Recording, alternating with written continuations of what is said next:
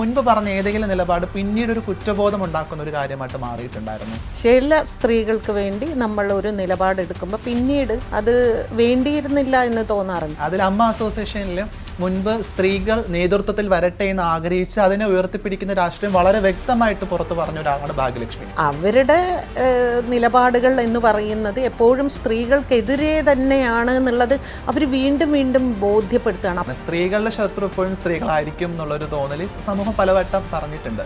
ആരോപണ വിധേയരോടൊപ്പമാണ് ഇവരെല്ലാവരും നിൽക്കുന്നത് എല്ലാ കാലത്തും. മമ്മൂട്ടിയോ മോഹൻലാലോ ആയിരുന്നു നേതൃസ്ഥാനത്തെങ്കിൽ ഈ ഉൾപ്പോര് നടക്കില്ലായിരുന്നു എന്ന് എനിക്ക് തോന്നുന്നു. ശ്വേതാ മേനോൻ ഒരു സ്റ്റേറ്റ്മെന്റ് ഉണ്ട്, ഞങ്ങൾ ആരും അത് കേട്ടിട്ടില്ല എന്ന് പറയുന്നുണ്ട്. ഞാൻ കേട്ടില്ല എന്ന് പറയാൻ ഭയങ്കര എളുപ്പമാണ്. ആ മെമ്മറി കാർഡിൻ്റെ ഇഷ്യൂ വന്നപ്പോൾ ഞാൻ സ്വകാര്യമായിട്ട് ഞാൻ അവരോട് പറഞ്ഞതാണ്, അത് പറയൂ, അതെടുത്തു എന്നുള്ളത് സത്യമാണ്. റിയാലിറ്റി ഷോയുടെ ഭാഗമായിട്ട് പ്രവർത്തിച്ച അല്ലെങ്കിൽ അതിൻ്റെ ഭാഗമായിരുന്ന ഒരാളാണ്. വല്ലാത്തൊരു ചിലപ്പോൾ ഞാൻ എന്നിങ്ങനെ എനിക്ക് തോന്നി.